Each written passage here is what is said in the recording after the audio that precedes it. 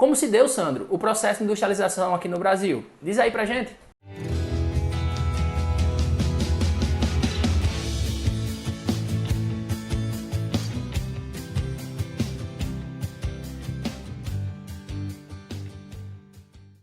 Bem-vindos mais uma vez.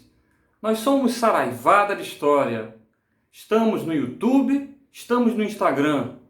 E hoje, a Saraivada é de Geografia, com o amigo Willem Lobato. Fala pessoal, tudo bem? Invadindo aqui a Saraivada de História para falar um pouco sobre geografia. O tema da nossa aula de hoje é sobre industrialização, certo? Antes da gente começar a falar de fato sobre a indústria, é importante relembrar que ela faz parte do setor secundário da economia. Além dessa divisão, a gente fala dos tipos de indústria. Nem toda indústria é igual. Existem alguns tipos distintos de indústria, cada um com a sua função, cada uma produzindo algo com uma finalidade. Basicamente existem três tipos de indústria: as indústrias de base, as indústrias de bens intermediários e as indústrias de bens de consumo. O que seriam as indústrias de base? As indústrias de base elas vão pegar matéria-prima bruta e transformá-la em uma matéria-prima processada. O conceito mais usado na parte de indústrias de base é dizer que elas são indústrias que fabricam os produtos que serão usados na fabricação de outros produtos. São exemplos de indústrias de base: indústrias petroquímica, siderúrgica, metalúrgica, mineradora. Por exemplo, a indústria que vai pegar o minério de ferro e vai produzir o ferro. A indústria que vai pegar o minério de alumínio, a bauxita, e transformar no alumínio. Nós não consumimos diretamente esse produto da indústria de base. Esses produtos serão usados na fabricação de outros produtos. A indústria de bem intermediário é uma indústria que vai fabricar as máquinas, certo? Talvez a principal característica do processo de produção industrial seja o uso de máquina. Por isso que nós falamos sobre o processo de maquinofatura. Essas máquinas são fabricadas em indústrias especializadas e passam a ser utilizadas nas outras indústrias. Além dessas duas, tem a indústria de bens de consumo, que talvez seja a mais importante para a gente, porque ela vai produzir aquilo que nós consumimos. Basicamente, existem três tipos de indústrias de bens de consumo: as indústrias de bens duráveis, que são aquelas que fabricam os produtos que vão apresentar uma vida útil mais longa, como por exemplo, indústria de automóveis, indústrias de móveis, tá? As indústrias de bens semiduráveis, que são aquelas que vão ficar aí no meio termo de produção, como por exemplo, indústria de roupa, indústria de calçado, e a indústria de bens de consumos não duráveis, que basicamente relaciona-se aí à questão da produção de alimento. Então esses três tipos de indústria são os tipos básicos que existem, ok? Além de saber os tipos de indústria, é importante a gente compreender que a indústria vai interferir diretamente na questão da organização espacial, aonde ela se localiza, quais são as consequências da localização daquelas indústrias. Vale salientar uma coisa: a indústria ela vai buscar os fatores que fazem com que ela funcione. Na geografia a gente chama isso de fatores locacionais ou fatores de localização. Existem alguns fatores locacionais que são tradicionais, que é o capital, que é a energia, a mão de obra, o mercado consumidor, a matéria-prima. As indústrias tendem a se localizar próximos de onde tem tudo isso, ou pelo menos de onde tem a maioria desses fatores. Essa busca pelos fatores locacionais, ela vai ser a responsável, por exemplo, para um processo de concentração industrial, o que fez com que as indústrias de um país se concentrassem especificamente em uma área. A atração exatamente por esses fatores de localização. Como se deu, Sandro, o processo de industrialização aqui no Brasil? Diz aí pra gente. A industrialização no Brasil, ela vai ter uma série de restrições no momento que o Brasil era colônia de Portugal, já que a função da colônia não seria produzir manufaturas, produzir produtos industrializados. Nesse sentido, a industrialização do Brasil só vai começar a engatinhar no final do século XIX.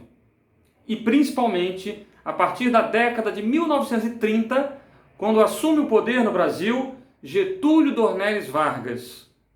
Getúlio Vargas vai criar as condições para que a industrialização no Brasil ocorresse. Embora uma industrialização tardia, na terceira fase, se comparado aos demais países do mundo, o Brasil se industrializa com as ações de Getúlio Vargas no sentido de criar a base para a indústria, exatamente as indústrias de base. A Companhia Siderúrgica Nacional, em 41, a Vale do Rio Doce, em 1942, e a Petrobras, em 1953, colocam o Brasil em condições de se industrializar. Vargas aproveitou o fato do Brasil estar envolvido na guerra, fornecendo equipamentos para os aliados e tropas também, e vai conseguir as condições, vai conseguir empréstimo nos Estados Unidos, vai conseguir as condições para começar o desenvolvimento industrial. Na sequência, é no governo de JK, que tinha como lema 50 anos em 5, que a indústria vai avançar um pouco mais no Brasil. Juscelino Kubitschek, o JK, vai contribuir para a industrialização no Brasil, atraindo empresas multinacionais, notadamente empresas que produzem automóveis, como a Volkswagen, a Ford e outras. E para isso, o governo vai construir rodovias, vai fornecer isenção de alguns impostos e vai criar uma estrutura energética. É no governo dele que é construída a hidrelétrica de Paulo Afonso e se iniciam os projetos de Furnas e Três Marias. A construção de Brasília por JK também faz com que haja uma expansão da indústria no Brasil, que até então estava muito limitada à região sudeste. Outro fator locacional importante, principalmente nos dias atuais, são os incentivos fiscais. O que são incentivos fiscais? São benefícios que os estados cedem para as empresas para atraí-las para o seu território. Ele funciona basicamente a partir da isenção de imposto, da doação de terreno, do desconto de energia ou até mesmo a gratuidade dessa fonte de energia. Isso faz com que as indústrias migrem do local tradicional para novos locais. E aí a gente faz um processo inverso do que foi feito no passado. Se os fatores de localização antigos, tradicionais, faziam com que houvesse uma concentração industrial em determinadas áreas, os incentivos fiscais fazem com que ocorra a desconcentração industrial, ou seja, a saída de indústrias dessas áreas tradicionalmente industrializadas para as áreas que historicamente eram menos industrializadas. Além dos incentivos fiscais, outro fator que vai interferir diretamente na desconcentração industrial é a presença de sindicatos. As indústrias acabam tendo que sair ou buscando sair de próximo das atuações mais fortes do sindicato. Hoje, a gente pode dizer que a atuação sindical ela é bastante coesa, ela é bastante organizada, mas nem sempre foi assim. Conta aí pra gente, Sandro, como é que surgiram os sindicatos? Quando a industrialização começa na Inglaterra, a gente vai ter o primeiro movimento que é o chamado ludismo. É a primeira forma de organização e de pressão dos trabalhadores. Mas a luta dos trabalhadores prossegue com as associações, as trade unions, associações globais de trabalhadores e com a elaboração de ideologias mais complexas que mostram que, de fato, não adianta só mudar a realidade do trabalhador na fábrica. E aí a gente tem a ideologia anarquista de Mikhail Bakunin e outros que vão defender o fim de toda forma de opressão à liberdade individual. Mas para chegar a esse estágio, era primeiro acabar com a opressão do trabalhador. Daí surge o anarcossindicalismo, que inclusive o anarcossindicalismo é que vai fazer a cabeça dos nossos trabalhadores na greve geral de 1917. Mas também vamos ter a presença de movimentos ligados ao socialismo, ao marxismo. E esse marxismo propõe que a emancipação dos trabalhadores será obra dos próprios trabalhadores. Em 1922 é fundado o Partido Comunista do Brasil e a articulação dos trabalhadores vai para o âmbito político. Na ditadura militar, na década de 70, o movimento sindical vai ser coordenado por Luiz Inácio Lula da Silva, o Lula, que fundou o Partido dos Trabalhadores, o PT, e que chegou, anos depois, à presidência do Brasil. De fato, dentro do projeto de governo desses trabalhadores, chegar à presidência do Brasil é a culminância da sua jornada.